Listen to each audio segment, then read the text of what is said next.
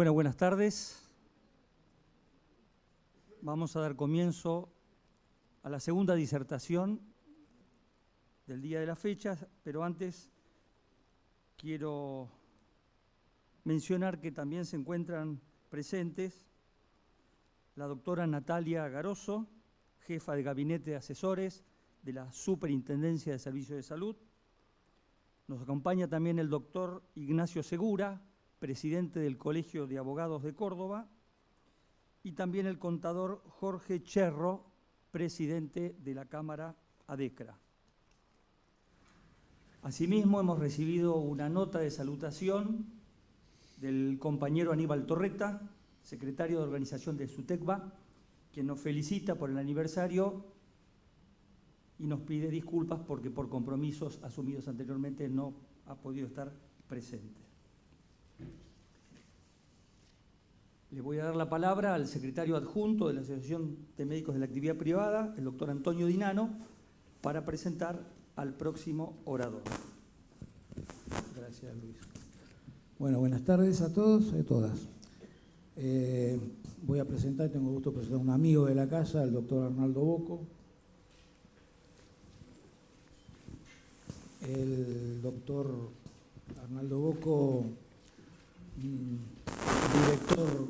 ha sido 2 veces director del Banco Central de la República Argentina, presidente del Banco Vice también, docente, en fin. Él no quiere que lea todo su currículum, pero la verdad que tiene razón, porque es tan extenso que se va a quedar sin tiempo para la disertación. Entonces me pidió que diga un par de cosas nada más, pero es un amigo de la casa y bueno, es un orgullo tenerte aquí con nosotros. Gracias. Bueno, buenas tardes. En primer lugar, es un placer estar compartiendo esta nueva jornada de aniversario de AMAP y del sindicato y tenerlos a ustedes para dialogar sobre algunos de los puntos que hoy nos interrogamos todos los argentinos, digamos, y mucha gente también fuera de la Argentina. Uno tuvo la suerte, en mi caso, de poder haber estudiado en el exterior. Eso se lo debo a la dictadura, que me obligó a exiliarme y me permitió que yo hiciera un doctorado en economía en una universidad de las mejores del mundo. Viví muchos años en países industrializados y siempre le digo a la gente que cuando dicen que la salida es Ezeiza, creo que vivimos en uno de los pocos países con una de las mejores calidades de vida para el promedio de ingresos que tiene la Argentina. En países distintos a los nuestros, que en muchos casos viven mejor que nosotros, pero obviamente tienen diferentes culturas y distintos tipos de vidas. Lo que la Argentina tiene hoy, y que es lo que yo quería hablar un poco, es una carencia de debate colectivo de qué proyecto de país queremos. Cada uno de nosotros es como antes de salir campeón mundial, tenía su seleccionado. Hasta que vino un técnico, armó un seleccionado y sentó las bases de lo que era un triunfo. Una manera de accionar colectiva que llevó a que el que estaba en la cancha y no estaba en la cancha era parte del seleccionado. La Argentina hoy eso no lo tiene, no lo puede reproducir en su sociedad. Porque los argentinos tenemos para cada uno de nosotros un proyecto, pero no tenemos un proyecto colectivo. En esta sociedad no va a haber un San Martín que va a liberar Argentina, Chile y Brasil, y Perú. País donde es mucho más importante que en la Argentina. Entonces, ¿qué nos pasó que perdimos la posibilidad de discutir qué país queremos? Bueno, lo explica la historia, digamos. Tenemos una suerte de pérdida de identidad colectiva y ganancia de un desarrollo individual exacerbado. Es parte del impacto que tuvo el cambio en el mundo y cómo nos desarticuló. Fíjese, hoy un amigo me pasa desde Estados Unidos, un amigo que también compartimos una parte en el exilio, economista, un trabajo donde muestra cómo era el ingreso de la Argentina en 1896 y hasta hoy. Y nosotros los 2 puntos más altos de acercamiento al promedio del Producto Bruto per cápita con Estados Unidos fueron en el 96 hasta el 97 del siglo XIX, que Argentina cae 21% del Producto Bruto, y en el 74-75. Esos son los 2 puntos más altos de éxito que tuvo la Argentina, que fue toda la década del 60 y el 70, que nos llevó hasta el 75, que ahí vino el colapso y se agotó un modelo de crecimiento endógeno, con desarrollo industrial, con una fuerte distribución de ingresos, con un Estado bastante sólido, etcétera, que se terminó agotando. Pero se agota porque también se terminó un proyecto colectivo. El último representante de la conciliación de fuerzas para ese proyecto colectivo se llamó José Bergelbar, que fue ministro de Economía, bajó la inflación, concitó todas las fuentes de la producción, el trabajo, el empresariado. No había empresas extranjeras o argentinas, había un puñado de empresas extranjeras que eran subordinación y valor para lo que pensaban los empresarios nacionales, y la Argentina más o menos se fue encaminando. A partir de allí fueron sucesivas derrotas y pequeñas recuperaciones. Este es el desafío más extraordinario que hay hoy. Entonces, hoy tenemos un desafío y ahora voy a abrir un acápite en paralelo en donde el mundo está evolucionando de una manera muy acelerada, y veo que hay colegas y compañeros que son de Brasil, de México, de países mucho más internacionalizados que la Argentina. Entonces, ellos tienen una discusión más rica que la que tenemos nosotros. Nosotros tenemos una discusión muy nacional, muy ombliguista. Cuando hay una situación de estas características, nos estamos perdiendo de vista qué está pasando en el mundo. Y en el mundo, ¿qué se está discutiendo en el mundo que acá no se discute? Se está discutiendo el reordenamiento del poder mundial, al cual nosotros estamos tratando de ver para dónde camina ese nuevo orden mundial, porque es probable que desaparezcan las Naciones Unidas, pues ya no representan nada, no son ámbito de debate de la política mundial. O sea, la pandemia, que es un desestructurador de la vida en comunidad en el mundo muy relevante, ustedes lo sabrán por las implicancias de otro carácter que el económico,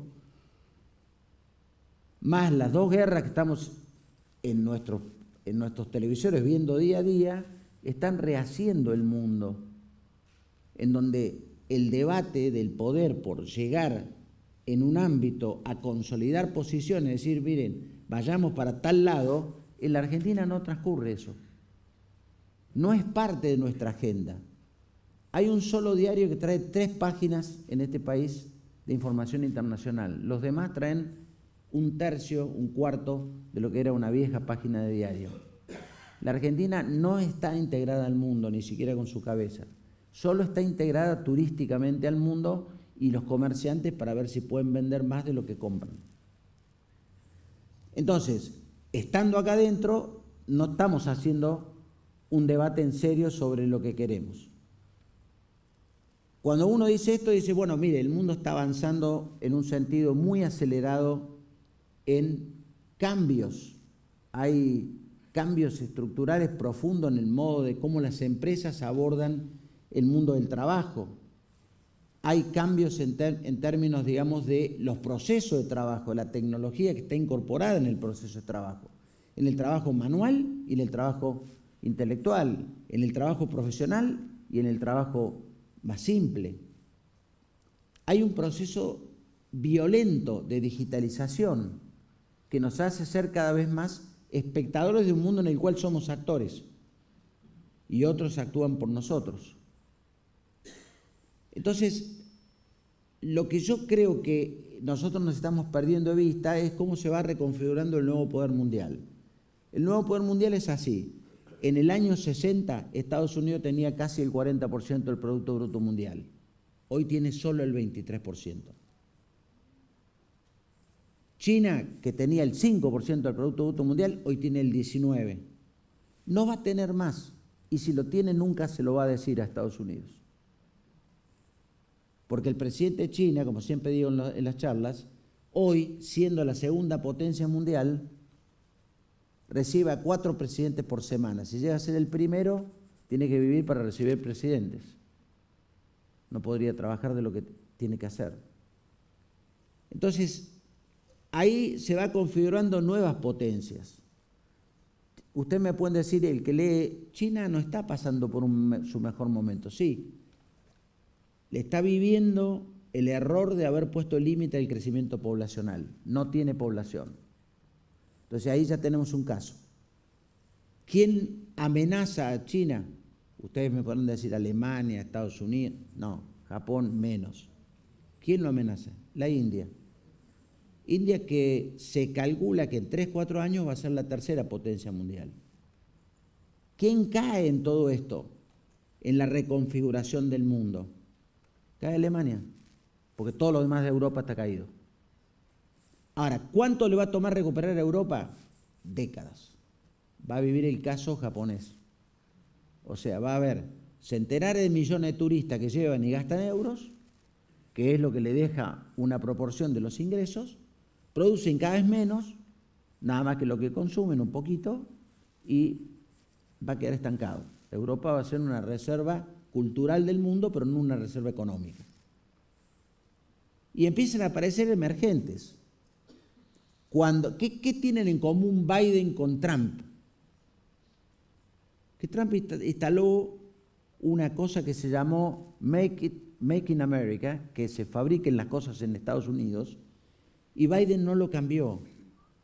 Entonces, como es caro producir en Estados Unidos, lo llevan a México, o a Brasil, o a Colombia, o al Caribe. Nosotros estamos un poco lejos, pero vendrá algunas inversiones para acá. ¿Por qué? Porque están tratando de que no sea más potencia de lo que ya es China, que es el mayor productor mundial de automotores, el primer productor de cemento, el primer productor de acero, primer productor de aluminio, primer productor de lo que quieran ya hoy.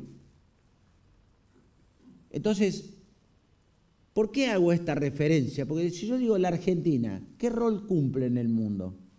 Entonces, fíjense lo que está hoy en la agenda. ¿Con qué se regodea el argentino promedio? Bueno, algo natural, es un gran productor de alimentos. Ojalá sigamos siéndolo, porque darle de comer a todos los argentinos todavía no pudimos. Decimos que le vamos a dar de comer a 300 millones de personas en el mundo. Bueno, tenemos que portarlo bien. Eso implica cambios muy drásticos internamente. Voy a dar un solo ejemplo. Muy drásticos. Pero sí somos productores. De hace casi 200 años somos productores agrícolas. Entonces, en la mesa de negociaciones, ¿a quién se le ocurriría no convocar al sector agrícola en todas sus manifestaciones, desde el productor, el empresario, la cadena agroindustrial, hasta los trabajadores? Porque vamos a convivir con ellos mucho tiempo. No tienen la misma idea de modernidad que tienen ustedes, ni que tienen otros empresarios. ¿Por qué? Porque trabajan en un mundo más sencillo y donde compran inteligencia a través de lo que adquieren. Si cualquiera se toma el trabajo de ir a una exposición agrícola en la Argentina, va a creer que está en Saturno, porque lo que vende tecnología es lo mismo que viene en una clínica hoy cuando la han dotado de todo el apoyo, digamos, de aparatos de los más sofisticados, pero la agricultura nuestra está más avanzada que lo que ustedes usan en un sanatorio. ¿No? Un cuentito que les hago, un amigo nuestro con el doctor Fernández Quintana, que tiene campo, estaba cosechando la soja. Entonces él pensó para sí mismo, ¿cuánto me estará caminando el tipo? Solo lo pensó. Da la vuelta a la cosechadora, viene el que maneja y le dice, ¿quiere subir? Y sube. Entonces tenía como 4 pantallas, tipo iPad, digamos, de los grandes, como este. Ahí, y dice, acá le va marcando la humedad del grano, acá estamos viendo por centímetro cuadrado cuánto tiene de contaminación, tal cosa, tal cosa, tal cosa. Cuando dieron la vuelta, que habían pasado 20 minutos, me dice, ¿me da la dirección de correo electrónico? Entonces ahí mismo le manda por el celular la captura, no la foto, el dato en su email que estaba recibiendo toda la información que él ya estaba pensando que lo estaba caminando el cosechador. Quiero decir, esa velocidad, el campo es muy innovador, pero no de ahora, de hace 100 años. Era el que abandonaba la agricultura, se pasaba a la ganadería generaba el banquito para cobrar y vender, para poder comprar la semilla y sembrar, etc. Digo, es el sector capitalista más innovador que hay en la Argentina. Ese sector lo vamos a tener. Vamos a tener litio. Bueno, vamos a tener litio ahí, ¿no? Porque mañana puede ser reemplazado el litio. La soja, el maíz, el trigo no va a ser reemplazado. El litio puede ser reemplazado. Ya están experimentando otros modelos de acumulación de energía para el uso pacífico de esa energía en los automotores o en otros medios de comunicación, pero también hay experimentos que podrían correrlo de características parecidas. Tenemos la minería. Bueno, como dijo el presidente Correa cuando ganó la segunda elección y le vinieron a decir, no, pero cuidado con la... No usen las torres petroleras en la selva ecuatoriana porque tenemos... Dijo, mire, yo tengo acá como 4 millones de ecuatorianos que no comen. O sea, tengo que elegir entre proteger los árboles y darle comer a 4 millones de personas, y darle casa, y darle escuela, y darle salud, y permitirles que crezcan en condiciones robustas. Nosotros estamos en la misma disyuntiva. Ahora tenemos que resolver si queremos explotar parte de lo que es la minería avanzada en el mundo, o el caso de la explotación esta minera, que casi se va a la empresa de la Argentina por una barbarie del intendente de Mar del Plata, que es a 320 kilómetros, que es media vaca muerta, que nos permite ser un productor de petróleo y exportador de petróleo importante. Ahora, en ese enclave marplatense le va a dar de trabajar a 20.000 empleados en forma directa. Los empresarios marplatenses tenían miedo que los salarios que va a pagar el petróleo sean muy grandes y entonces suban los salarios de los demás trabajadores. La empresa que es del Estado noruego y que tiene el mayor fondo de inversión del mundo, que es el Fondo del Mar del Norte, pensó, estos tipos son de otro planeta, porque no puede ser que yo vengo acá a traer trabajo, viene el intendente del pueblo y me pone un amparo, del pueblo no, de la ciudad, me pone un amparo, para mí es el Estado argentino, no me importa si es de tal partido, si es un intendente de un municipio chico, grande, mediano, es el Estado, que a mí me dijo, acá no vienen. Entonces, nosotros tenemos que pensar bien que este es un mal momento para este debate, pero el conjunto de la sociedad que tiene la posibilidad de establecer este debate tiene que discutir qué cosas tiene que hacer, porque tampoco con todo eso funcionando le vamos a dar de trabajar a toda la gente que ya estamos formando en el sistema público, en el sistema universitario. Tenemos una cantidad de millones de estudiantes en el sistema universitario, estamos creando universidades en distintos lugares que están empezando a jugar un rol importante en la vinculación local y necesitamos tener un tejido productivo local de servicios, manufacturero, de transformación que nos permita llevar adelante la exigencia que tiene esta economía mundial en este contexto. Entonces, fíjense lo relevante que es, siempre digo, en la década del 60, los únicos que tenían un proyecto, más allá de los sectores aristocráticos, etcétera, que ahora algunos quieren volver a través de estos nuevos engendros políticos que estamos asistiendo en estos días, los únicos que tenían un proyecto claro para la Argentina eran los trabajadores, que tenían Huerta Grande y La Falda, un programa que los que no peinan canas no se acuerdan. Pero Huerta Grande y La Falda era un proyecto industrial para la Argentina, un proyecto de empleo, un proyecto de organización social, una comunidad, un desarrollo científico, etc. Todo lo tenemos hoy. Lo que no tenemos ahora es el proyecto. Todo lo que nos faltaba en la década del 60 y 70 lo tenemos hoy, pero no tenemos la concepción global del proyecto. No tenemos la iniciativa madura de sentarse a la mesa donde se siente el sindicalista, el empresario, y construye un proyecto para todos, no para sí. Y ese proyecto incluye una economía robusta. ¿Qué implica esa economía robusta? Salir del estado que estamos hoy. Es un plan, lo que va a hacer Massa seguramente si es presidente, que va a ser un plan de estabilización con un acompañamiento, disciplina fiscal, que no implica recortar el gasto público, sino administrar el gasto público con lo que la Argentina tiene acordado con el mundo, que es un déficit de 3,5%, que es lo que admite la Unión Europea cuando se fundó, y seguramente pagar la deuda el año que viene y renegociar con el Fondo Monetario en lo que viene, porque la deuda esa es impagable en el esquema que tenemos hoy. Entonces le tomará un tiempito reacomodarlo. Necesitamos establecer todos los incentivos, y voy a hablar con total claridad a título personal. Nosotros tenemos un grado de evasión impositiva incalculable, incalculable. Cuando viene un barco a cargar a Rosario, vamos a decir 100 toneladas, cuando llega a Rosario trae un papel que dice que arriba ya cargó 30 en el puerto de Palmira. Curiosamente son las retenciones que le cobran al agro. Entonces el exportador de cereales en Rosario le mete 70 toneladas, pero declara que cargó 100. Entonces no paga las retenciones, que son los que se chillan por las retenciones. Bueno. Digo, ¿esto va a seguir así o los muchachos van a pagar los impuestos que son necesarios, le van a bajar las retenciones un poquito para que blanqueen todo lo que tenemos? Esta economía necesita simplificar el sistema impositivo. Yo me acuerdo de haber estado en una larga charla con el presidente Elwin en Chile, fue el que sucedió a Pinochet.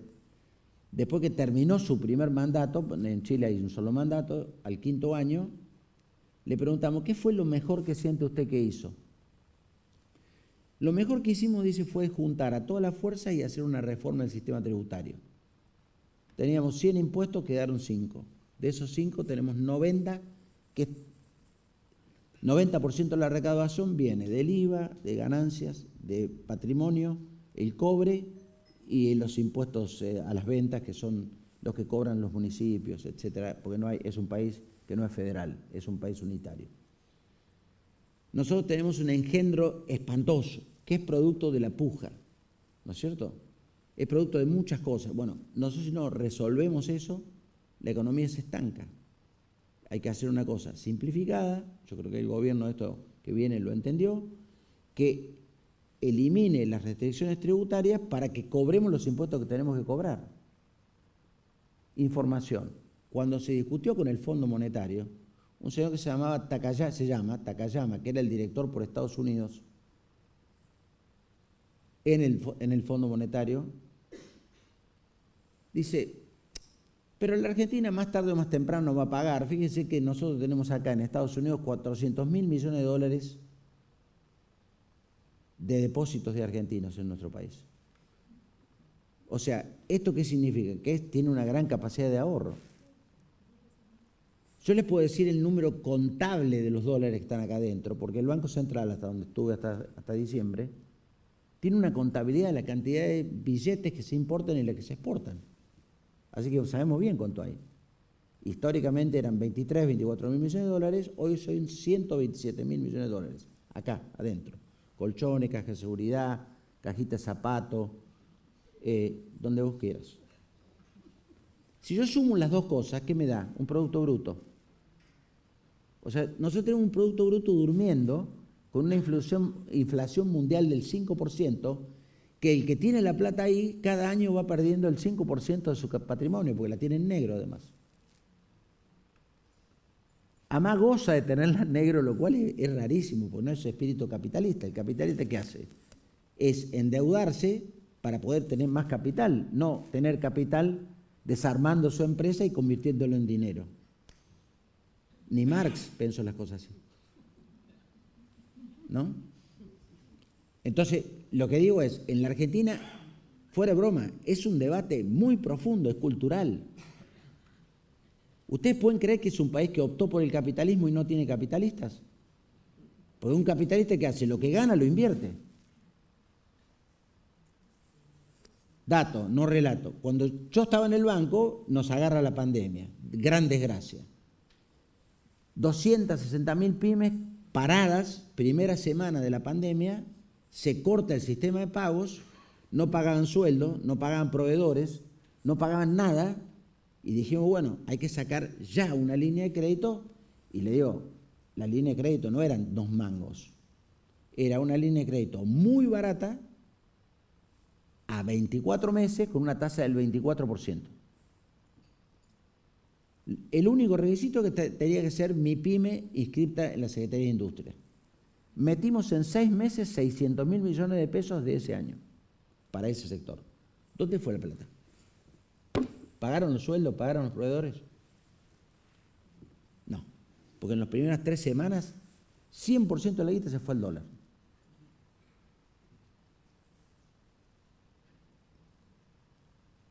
O sea, el Estado le estaba dando para que pague los sueldos y no perder a los trabajadores.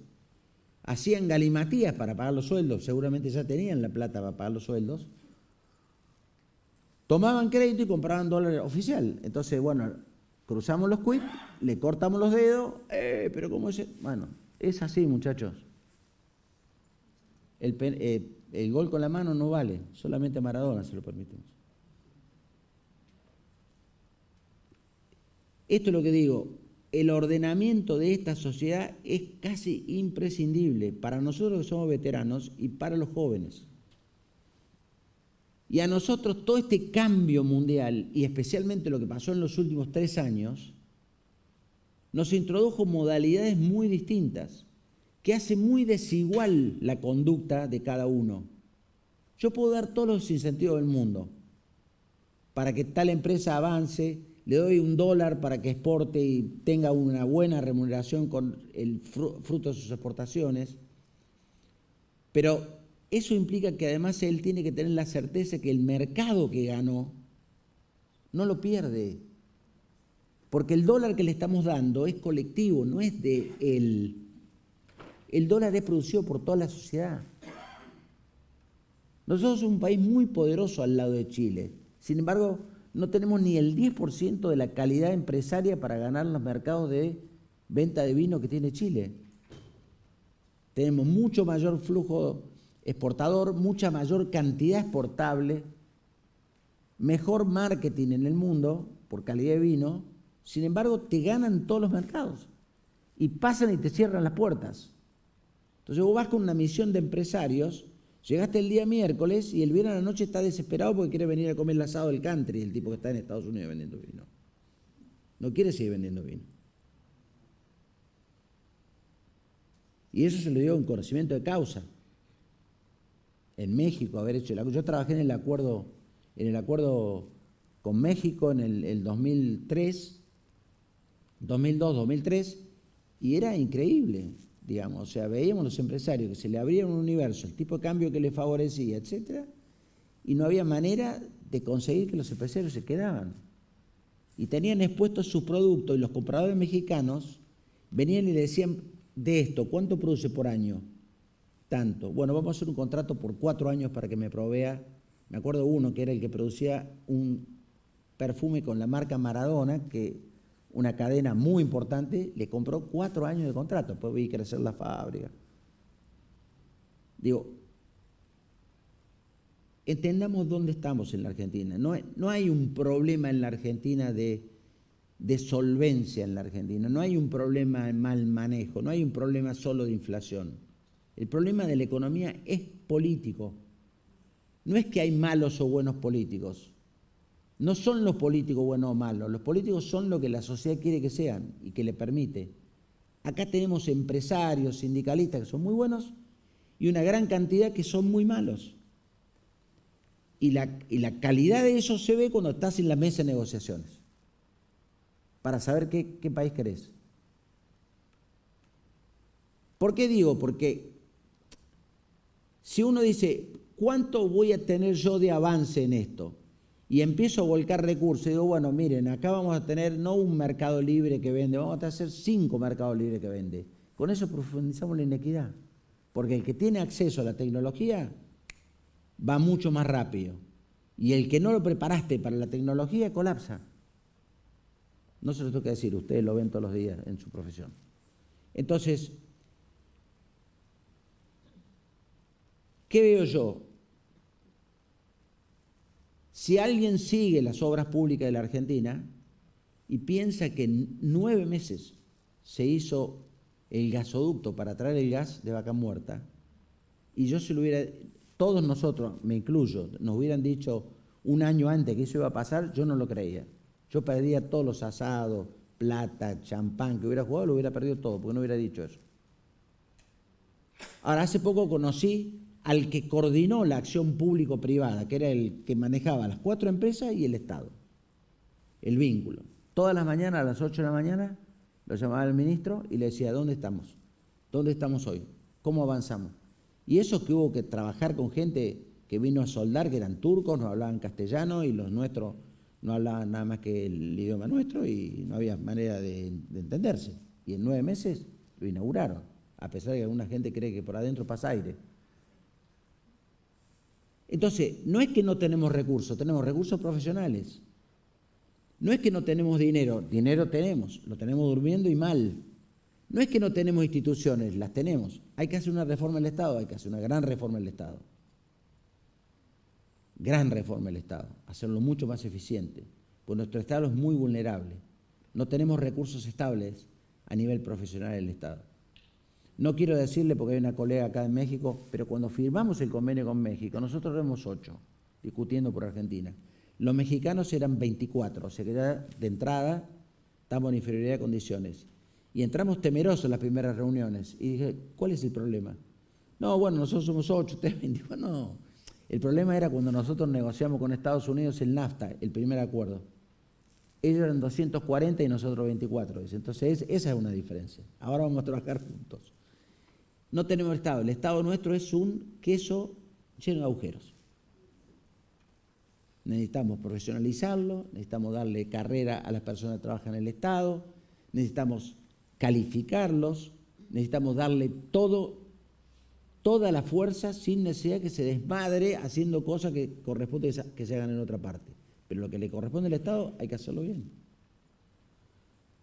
¿Por qué? Porque el mundo va a ser cada vez más exigente. Entonces, cuando yo veo cómo empieza el diálogo, y bueno, si nosotros no estamos preparados, nosotros no vamos a estar en la mesa de diálogo.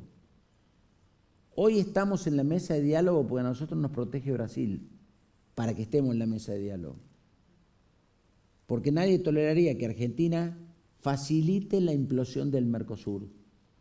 Entonces Brasil quiere que estemos. Pero a mí me gustaría que por nuestros propios medios estemos en ese lugar. Y eso no depende de Brasil, depende de nosotros. En ese partido somos nosotros los que tenemos que tener ganas de jugar. Entonces creo que es un momento extraordinario porque hay gente muy talentosa que sabe de ciencia, sabe de tecnología, que ha hecho cosas extraordinarias. Yo personalmente, que acompañé a la persona que trabajó en la vacuna de COVID-19, esta que se consiguió sacar la patente, ahora vi la pelea que esta persona tuvo con los laboratorios para que la dejaran inscribirla en la ANMAT. La pelea que jugó contra el Estado para que la protegiera y saliera la patente. Para que no le robaran sus propios competidores en el Estado el avance científico. Ustedes pueden decir, eso pasa en todas partes, es cierto, pero si no había quien la protegiera, ella no conseguía ese avance. ¿Qué se benefició? Se benefició que hay producción local, que hay una universidad que se jugó por ella, que fue la Universidad de San Martín, que no es de las grandes universidades, es una gran universidad, pero todavía no es considerada como tal, que hubo un equipo del CONICET que trabajó y se consolidó. Entonces, yo miro, están entre los 30 y 50 años, yo confío ahí, en esas personas. Ellos vienen de batallar, de ganar, de tener logros, etcétera, y son jóvenes. Necesitan capacidades de manejar, que es lo que no tienen porque son investigadores. Pero lo veo con otros casos, digamos, la Argentina tiene Bioceres, que es una sociedad entre el CONICET y 100 productores de semillas que cotizan en la bolsa de Nueva York. Entonces, ¿cómo puede ser que el CONICET, con una sociedad, cotice en la bolsa de Nueva York y no tengamos una sociedad que tiene expresiones internacionales de esas características? Ni hablar del problema de fondo que tenemos, porque estos miles de millones de dólares que relaté recién son producto de una gran evasión impositiva que hay en la Argentina. Entonces, es un tema que hay que resolverlo rápido, digamos. O sea, nosotros no podemos cobrar impuestos que no estemos con capacidad de cobrarlos, ni que la administración tributaria sea más cara que lo que recaudamos. Por eso digo que hay que hacer una reforma simple para que la evasión, el costo de la evasión sea alto. Y eso permitiría tener sustentabilidad fiscal. No es imposible. Ahora el Estado se encontró con albricias, con el impuesto que se aplica al dólar, digamos, para el consumo, el impuesto país, y está un poquito abajo del IVA de lo que recauda. Entonces quiere decir que no es que hay muchos impuestos que son complejos. Hay demasiados impuestos que son ineficientes y hay que quitarlos. Perdón.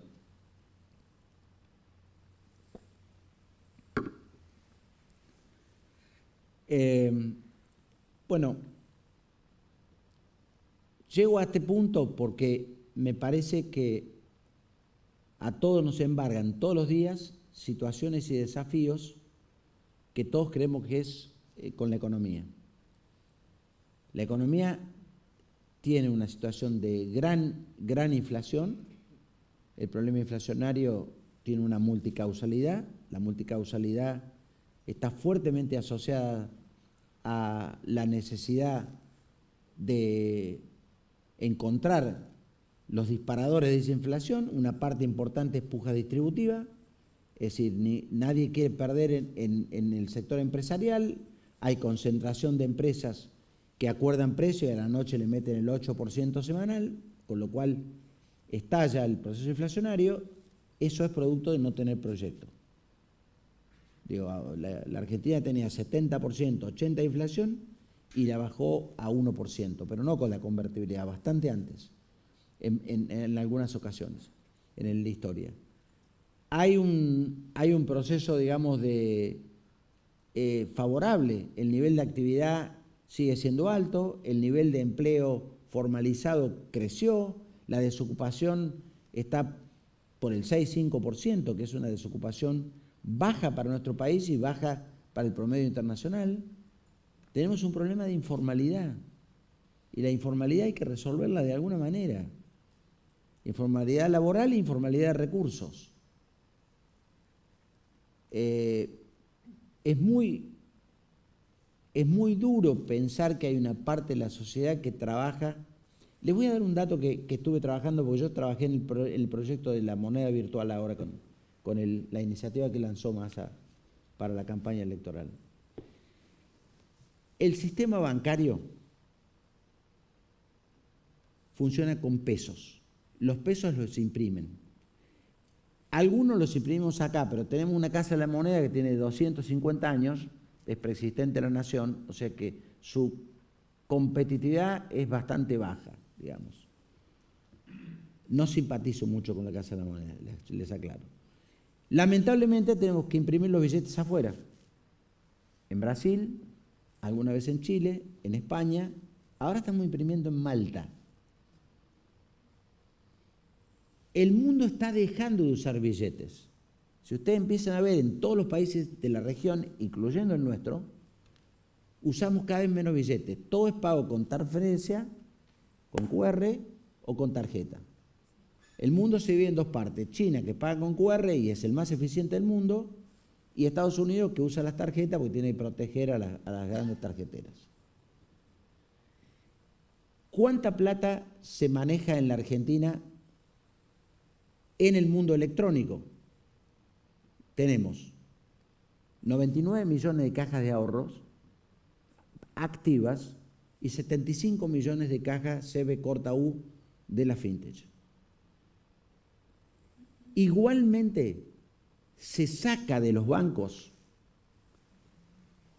3.600.000 millones de pesos cada mes, a lo largo del mes, que es plata blanca que se convierte en circulante negro.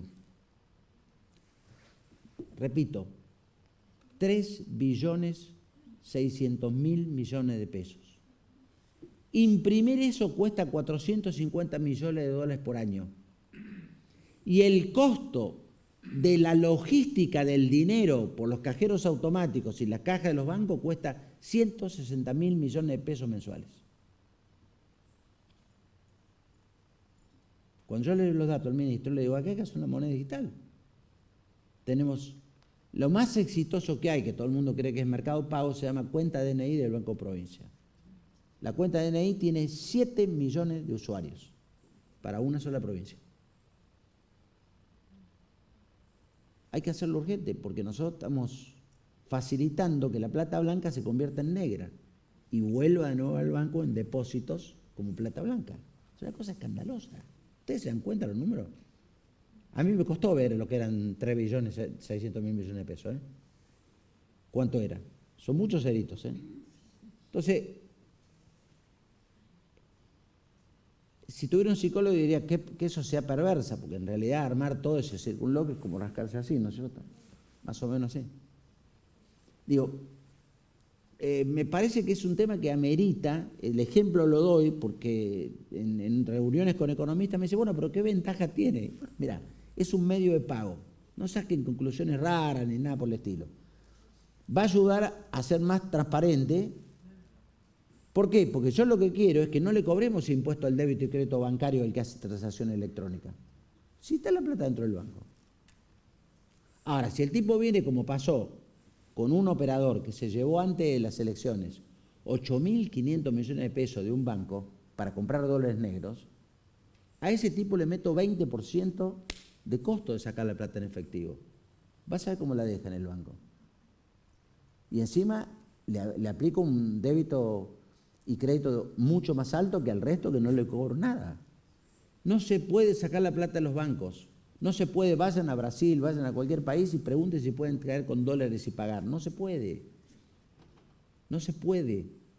La gente no entrega porque hay un problema de soberanía monetaria y la soberanía monetaria deja una ganancia para cada país. Entonces, esas son las cosas de fondo que hay que arreglar en la Argentina. Ustedes me dicen la inflación, bueno, sí, la inflación también es producto de esta locura.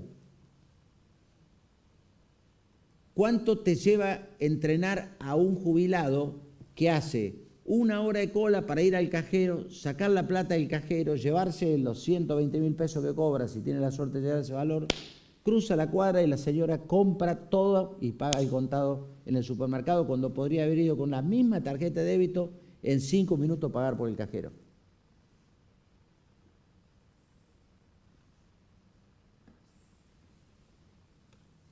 Ahora vuelvo a la cuestión más general y voy terminando, si no. Son correcciones importantísimas las que hay que hacer en nuestra sociedad. Son correcciones de este tipo, digamos, donde la libertad trae riesgos enormes, y eso que todavía ni hablé de lo que implica la amenaza de un cambio de paradigma brutal, digamos, que podría traer en el único lugar del mundo donde se hizo implosionar el Banco Central fue en la década del 70 en Camboya, que el Mer Rojo tomó el control, hizo implosionar el Banco Central y hubo 2 millones de muertos con la guerra que se estableció posterior al cierre del Banco Central.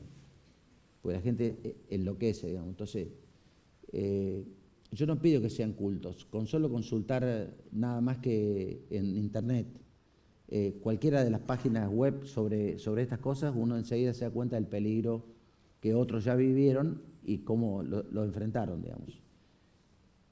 Nosotros necesitamos un reordenamiento institucional y un proyecto de país. En la medida que yo, como parte de una institución de la sociedad civil, un sindicato, una asociación de vecinos, una cooperativa social de un pueblo grande o de una ciudad grande, no establezca qué pongo sobre la mesa, cuál es la realidad, porque esto crece de abajo hacia arriba.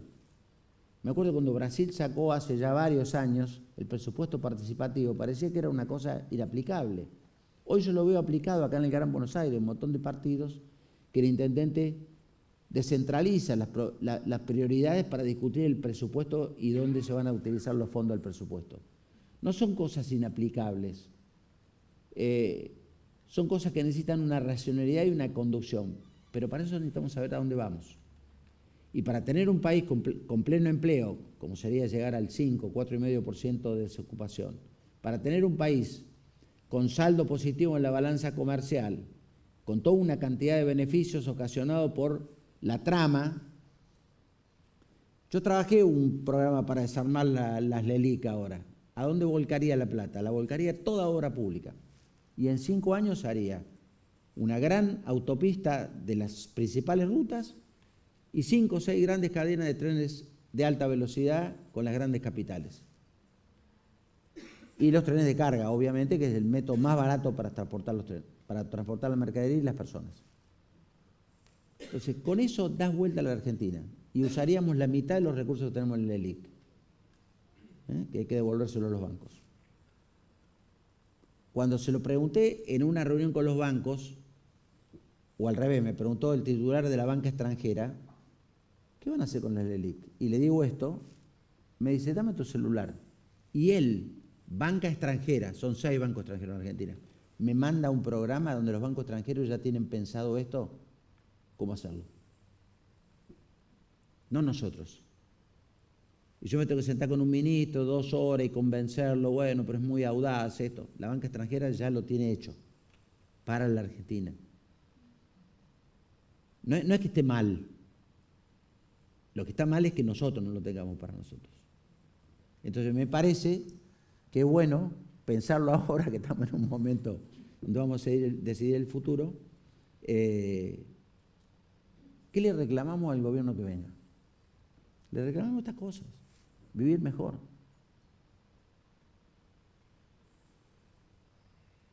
Parte de mi vida exilado la pasé en Ecuador, un país maravilloso. Ahora no podría volver. Está tomado por los narcos. No me gustaría que a la Argentina le pasara lo mismo. Gracias.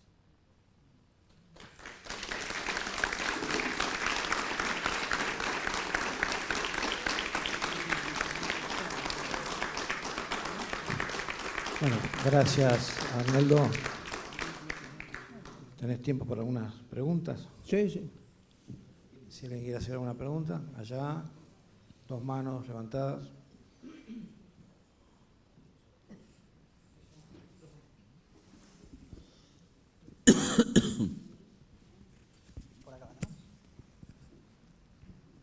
Gracias. Muy interesante todo lo que dijo. Yo soy médica, señor Bocco. Mujer, además, que he tenido que luchar sola toda mi vida, pese a 2 matrimonios, porque tuve que poner el lomo para los 2 maridos. Pero voy a esto. Es extraordinario todo lo que dice y estoy de acuerdo con lo que usted está diciendo. Pero soy muy vieja, he vivido varias hecatombes económicas y de otras índoles. Y yo en este momento el gran temor que tengo, venga el gobierno que venga, tal vez con alguno más que con otro, es que realmente no hay seguridad, no hay ley, no hay respeto por la propiedad prácticamente ajena, es decir, por lo del otro, y está el temor, yo vivo sola, que el banco se quede con la plata. Ya no me ha pasado una vez, me ha pasado 2 veces, me ha pasado 3 veces. Entonces yo entiendo la gente que pone en la cajita de zapatos los dólares. ¿Cómo hacemos para curar la sociedad? ¿Cómo hacemos para dar seguridad? ¿Cómo hacemos para que la gente cambie los miedos que viene arrastrando? Yo creo que la sociedad nuestra está enferma. No solamente la individualidad es culpa nuestra, es culpa también de todo lo que nos ha venido pasando a lo largo de un montón de tiempo. Entonces, fantástico poner trenes. Eso que saquen los trenes fue una barbaridad. Yo viajaba a Mendoza, viajaba a un montón de lados a atender pacientes y iba en tren camarote y podía darme ese lujo de ir a atender pacientes afuera. Al no haber trenes, los transportes, con un gremio de transportes, y que me disculpen si hay alguien que tiene que ver con el gremio de transportistas, se hicieron dueños de las rutas y se hicieron dueños de los caminos y cobran y paran el país. Entonces, yo, en mi ignorancia, porque soy médica, tengo miedo. Yo no tengo dólares porque no los puedo ni juntar en este momento. Estoy jubilada como directora de un hospital. Sigo trabajando en 2 consultorios porque tengo 2 profesiones. Sigo trabajando en el Centro Único de Discapacidad porque a los 81 años que tengo, yo tengo que seguir trabajando, gracias a Dios, que tengo salud y que puedo seguir trabajando. Entonces, ¿cómo se arregla el desarreglo social? Yo realmente no le encuentro solución y a lo mejor usted nos puede tirar un algo de esperanza.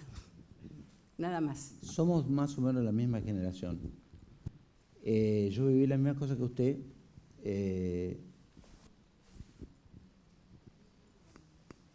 Entiendo el costo que significa tener un ahorro, entiendo el dolor que significa la apropiación por parte de un Estado cuando se queda con los recursos, especialmente con el corralito y esas cosas que fueron lo más doloroso. Lo viví por dentro, eso porque yo era presidente de un banco en ese momento, pero no que recibía depósitos, sino un banco del Estado que trabajaba como banco de desarrollo. Trabaja, donde estuvo la doctora Pitiot, donde está ahora como vicepresidenta. Mire, esto es una apuesta, digamos. Uno solo, le cuento, yo una vez trabajé con una persona que era fantástica, era candidata a presidenta. Y fuimos a la colectividad judía ahí en la calle Estado de Israel, y ella dio una charla para una cantidad de gente que más o menos era 5 veces lo que estamos acá o 6. Y yo escuchaba los murmullos, ¿no? Entonces mis colegas nos íbamos y yo le digo, yo me voy entre la gente. Y escucho 3 personas mayores, 65 años. ¿Qué te pareció? No, bien, me encantó todo lo que dijo. Y uno le dice al otro, ¿y qué? Yo no le dejo mis ahorros a esta persona. Entonces, lo que nosotros como sociedad necesitamos es tener a alguien en quien confiar, al cual le puedo dejar los ahorros. La gente tiene la plata en su casa, primero porque gana en negro y tiene miedo de pagar mucho impuesto. Y segundo, porque no tiene confianza que el que gobierne le vaya a respetar el contrato que hizo de devolverle la misma plata que puso o la plata más sus intereses. Primero. Segundo, hay otra falta que hay en la sociedad argentina, que es propio de nuestra sociedad argentina y no de los países que tenemos al lado. Nosotros tenemos un mercado de capitales muy sofisticado para el delito, pero nada sofisticado para atender el ahorro local. Porque si usted tuviera la posibilidad de sentarse y ver cuánta plata le podría dejar su cajita, su canuto, su pedazo de ladrillo, lo que quiera, en el mercado de capitales, estoy seguro que no dejaría en la caja de zapatos, porque es un riesgo altísimo tener la plata en una casa o en una caja de seguridad. Entonces, hay una convergencia de hechos por el cual, al no haber proyecto, no hay a dónde dejar el dinero. Como no tenés un proyecto que el que lo rompe al pacto que lo permitió crear no tiene ningún costo, no cumplir el mandato, lo estamos viendo, no se cumplió un mandato, la gente se pone mal, entonces creo que es parte del insumo que tiene que tener un nuevo pacto. Yo no tengo una solución para el problema de que no considera que la sociedad le puede respetar la totalidad de los recursos que tiene y por eso los pone donde los pone. Yo creo que en la Argentina se puede tener confianza. Yo le diría que el mundo de bancos que colapsó en el tequila en el 94, en el 2001, en crisis anteriores, cuando fue el plan Bonex de Menem, fin de Alfonsín, comienzo de Menem, No tiene nada que ver con el sistema bancario que tenemos hoy. Hoy pueden desaparecer 15 bancos y usted no se va a dar cuenta. Porque están todos capitalizados. No es que están sobregirados. Pero bueno, para eso tiene que ser corriente un debate más civilizado. Fíjese cómo la gente debate hoy la economía en esta sociedad. Yo soy doctor en economía y a veces me tengo que someter al escarnio de un taxista que me da clase de economía. Entonces me tengo que quedar en el molde, porque esta es una sociedad donde hay demasiada gente opinando de economía, a veces con razón y otras que no. Pero digo, la enfermedad social ya me excede. Estaría invadiendo un campo de una profesión que no es la mía.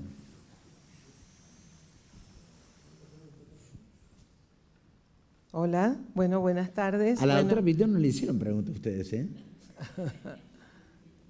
No, eso habla bien de mí, digamos. usted tiene el problema que los taxistas a lo mejor conocen más de economía y opinan de economía. Nosotros tenemos el problema del Google, de Wikipedia. Así que no se queje tanto, porque nosotros también tenemos un problema similar. Lo estuve pensando antes, mientras me parara la charla. Lo estuve pensando eso. Así que, bueno, yo quería tomar otro plano que me parece muy interesante para conocer su opinión, porque usted partió y hizo una exposición tomando todos los beneficios que hubo en ese estado de bienestar, en esa macroeconomía que se fue desestructurando, en cómo el orden mundial económico se fue modificando, y bueno, y esta falta de proyecto colectivo que fue acumulándose y es lo que tenemos en este momento en la realidad y en el país. Ahora bien, ese proyecto colectivo, y usted en un momento planteó que no había mesa de diálogo, a mí me preocupa otro plano, porque en la mesa de diálogo hay un diálogo político, hay diálogos institucionales, pero nosotros lo que estamos observando es que el paradigma es el individualismo que tiene la sociedad, que se ha acrecentado con la tecnología. Cada uno vive para sí y no hay una cohesión social que permita lograr esa posibilidad de recomponer una estructura social y acompañarnos para que el Estado se fortalezca. Porque el problema es que el Estado se ha debilitado. ¿Cuál es el motivo por el cual individualmente la gente ha dejado de tener esa mirada, yo le diría, positiva hacia el Estado? Eso es lo que más me preocupa, el individualismo que no nos permite en este momento, y yo no sé cuál es el camino, si es a partir de la educación, a partir de dónde. Y la otra cuestión que me preocupa es que el Estado, ¿cómo fortalecemos el Estado institucional? Porque también es cierto, yo estoy hace años en el ámbito médico y en la administración pública y cada vez tenemos mayor cantidad de profesionales o de gente que viene de otras ramas, de otras áreas, sin conocimiento de cómo funciona el sector público, y son bandadas políticas que ocupan espacio y que han debilitado la organización y han desestructurado el fortalecimiento del área pública. Eso es lo que más me preocupa. Son dos preguntas. Uno, el individualismo. Uno lo ve en las últimas elecciones. Sin ninguna estructura política hay un espacio de gente que adhiere a una forma de desestructurar con mayor profundidad lo que está desestructurado. Bueno, a ver, sobre lo primero, yo creo que entre las tantas consecuencias que tiene el encierro de la pandemia y la pospandemia, además de los efectos de la nueva estructuración de una sociedad muy diferente, con estos componentes de individualismo, con estos componentes de alejamiento, digamos, y de acercamiento a prácticas muy individualistas, donde la gente ha dejado de tener acciones colectivas, digamos. Como que despacito se van recuperando, pero me doy cuenta que no es así, y que además el sistema, por motivos estrictamente de negocios, lo que hace es fortalecer eso, porque eso hace que se venda tecnología cada vez más cara, que se hace obsoleta muy pronto. Entonces vos tenés un programa es, a mi modo de ver, la ruptura de la acción colectiva, que es una de las ramas de la sociología del trabajo, está en su máxima expresión, porque vos tenés 5 empresas en el mundo que manejan la provisión del 99% de la tecnología, capturan el 99% de los beneficios que producen, y nosotros todos trabajamos para nosotros mismos en un desafío como, yo no sé jugar al golf, pero como el que juega al golf, que juega contra sí mismo, para saber cuándo le ganaste a la computadora y a tu propia ignorancia. Entonces eso te obliga a ser cada vez más individualista, y yo creo que la política empezaron a seguir ciertas empresas, a decir, no, para el trabajo remoto un día a la semana, eso lo estoy viendo en los países desarrollados. Trabajo remoto un día a la semana, porque si no, la construcción del producto del trabajo se hace en el puesto de trabajo. La lógica de producción y creación es en el puesto de trabajo. Yo llegué a ver en el Banco Central la gente que hacía mantenimiento que quería trabajar a distancia. El problema con el gremio, no, les digo en serio, no es un chiste, no estoy huyendo de la pregunta. Ahí hay un nudo duro, digamos, que estoy queriendo hablar con González. No, González hoy trabaja desde la casa. González, no, estoy con el médico llevando a los chicos, 11 de la mañana, pero vos no estás laburando. No. Eso es el modo de desestructurar. No hay lógica productiva posible. Si vos trabajando podés trabajar 6 horas tranquilamente, no hace falta que estés 9 horas en el trabajo. Discusiones adentro de las instituciones. Mirá que la gente en la casa, sí, pero déjalo en la casa, porque si están en el banco, el problema es que arman más quilombo adentro del banco, te dicen. Porque empiezan las internas, esto, lo otro. Sí, pero el Banco Central tiene salario bancario. Un bancario gana 2 veces lo que gana un médico. Bueno. Dependiendo del cargo, digamos. Pero quiero decir, es parte de eso, ¿se dan cuenta? Yo creo que es un problema enorme el tema de la organización social para el trabajo, digamos.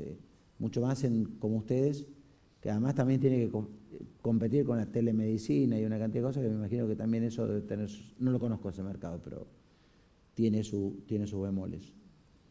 Y la segunda pregunta que me hiciste fue sobre el Estado.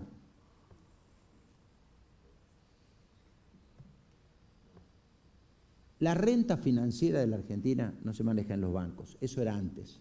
Les digo para que no queden como personas viejas cuando están discutiendo, no, porque los bancos. Eso hace 20 años. La renta financiera se maneja en el mercado de capitales, en los marra, esos son los que manejan la renta financiera. La plata grande de este país se maneja en las sociedades de bolsa. Grande. La renta sojera, la renta petrolera, la renta automotriz, todo pasa por ahí. Cuando ves el ordenador de eso, que se llama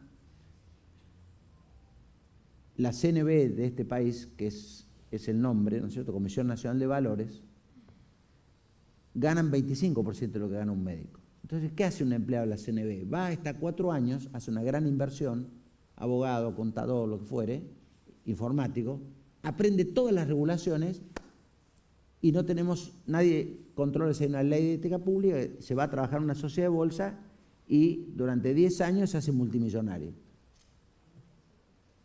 O sea, tipos que ganaban 300.000 pesos pasan a ganar $100.000 mensuales. Atenti, lo que le digo es un dato.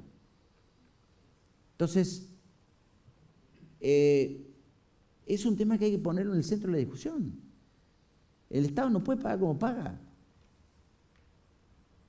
Si es una bolsa de trabajo y de desocupación, bueno, manejémosla de una manera. Ahora, cada gestión que llega a un ministerio llega con 200 profesionales, se va el ministro, se van los 200 profesionales, no le sirve a nadie, no hay memoria oral, no hay memoria institucional, no hay nada.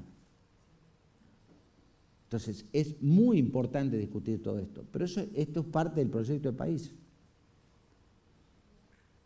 Porque nosotros despreciamos al Estado.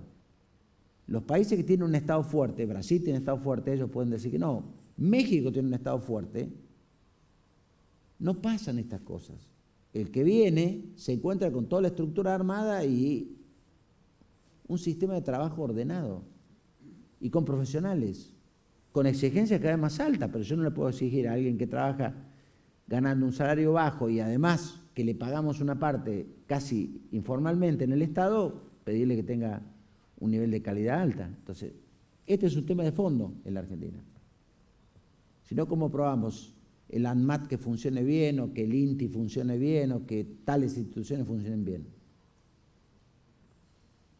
Es un poco eso el tema estatal. ¿Hacemos la última pregunta? Dos no cosas. sé, sí. Dos cosas. Ya que tengo el micrófono, pregunto yo. Dos cosas.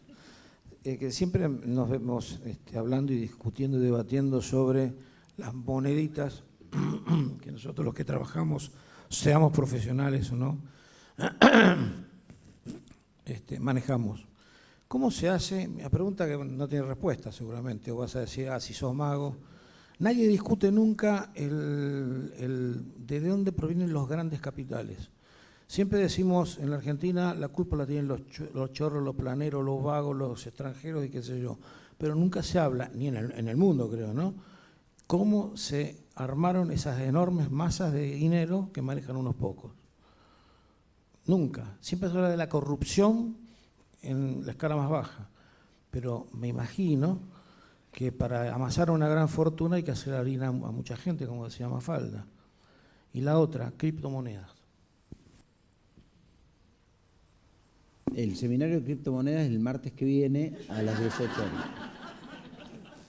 Que puedo hacerlo si quieren. No, es dinero privado. Yo estoy en la feria de lo público. No, las grandes masas de capitales, estamos en la plena etapa de la financiarización. O sea, es el esquemita de dinero, mercancía, dinero, prima. O sea que es cada vez más grande el monto de dinero que se va generando. Con un agravante, que uno ve que dice, fulanito tal compró Twitter, o compró WhatsApp, o no sé, lo que fuera. ¿Cuánto pagó? 64.000 millones de dólares. Pero pará, 64.000 millones de dólares me compro medio universo. ¿Quién evaluó esta compañía para pagar esa plata? No, son los ingresos esperados. Yo ya sé lo que está pensando Elon Musk con eso. Está pensando que sobre la base de Twitter va a crear un medio de pago y va a reemplazar a los bancos. Él lo dijo. Yo en 5 años voy a ser dueño de la mitad del sistema financiero mundial, que en realidad es lo que tienen los chinos. Pero los chinos están ordenados.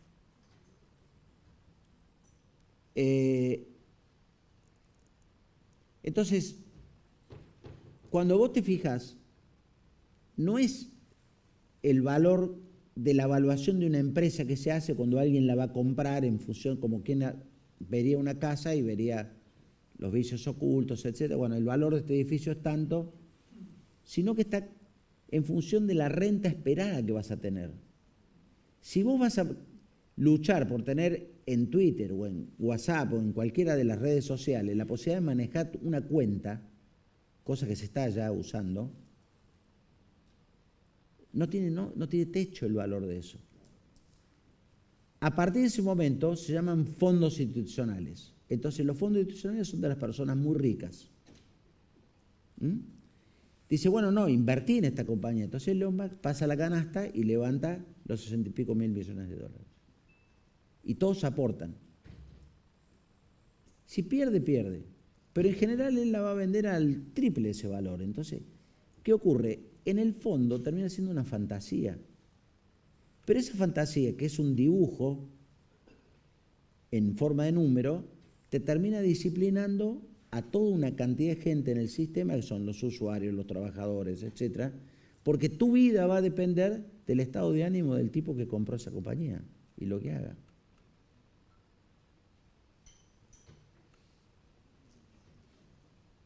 Entonces, es muy difícil ordenar eso. El tema de los criptoactivos, que es un tema que viene, es una pelea entre el dinero público y el dinero privado. Los criptoactivos es la invención del dinero privado para salirse de la esfera de la regulación mientras el cuerpo aguante. La primera reacción del mundo fue, no, estos tipos no los regulemos, no hagamos nada. Cuando empezó a tomar cada vez más tamaño, y más ahora en estas últimas 4 semanas, todos los ricos empezaron a invertir en criptoactivos, empezó a subir los criptoactivos, empezaron a subir, y entonces ya empiezan los reguladores mundiales a decir, che, ¿por qué no empezamos a regular a estos tipos? Porque si no, ¿yo qué hago? Le vendo una casa a una persona, me entrega los dólares, es así. Voy a la casa de cambio, trucha, dejo los dólares y me emite la cantidad de criptoactivos y me lo pongo en una cuenta en, no sé, en Lituania. Dice, chau, no me sigue nadie. Eso en un caso simple, pero ahora está la Web 3, que es un lugar de navegación donde están los delitos, el lavado de activos, el narcotráfico, la prostitución, abuso de menores, etcétera. Que nadie quiere entrar, porque cuando vos salís de ahí salís contaminado. Entonces, en ese ámbito se manejan. Es una lucha durísima, por eso te dije que había que hacer un seminario con esto, porque es largo todo esto. Quiero decir, lo peor que podés hacer, que fue lo que nos pasó acá, te digo porque yo estaba en el bando que decía en el banco, hay que regular esto. Y nosotros no miremos para acá. Es no hacer nada, como en cualquier esfera de la vida, ¿viste? Ustedes como médicos lo saben. Si yo no hago nada, y la enfermedad avanza, sea la que sea. Bueno, esto es lo mismo. O sea, viene con mucha fuerza. De hecho, ya los estados se están haciendo cargo. Brasil, por ejemplo, tiene moneda del Banco Central. Todavía no sabemos cómo va a funcionar. Funciona bien, ya la lanzaron, le pusieron un nombre divertido, Drex, etc. Tienen otra que es PIX, que es para los pagos de otro tipo, que se hace a través de la fintech y del sistema de las billeteras virtuales.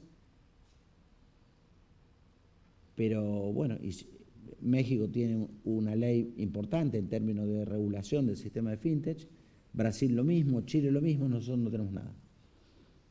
Entonces, a veces te preguntas si no tener no significa que alguien que el que tiene que hacer las cosas no está siendo parte de lo que no quiere regular. Hasta acá llegamos. Bueno, muchas gracias. Gracias, Arnaldo. Muchas gracias.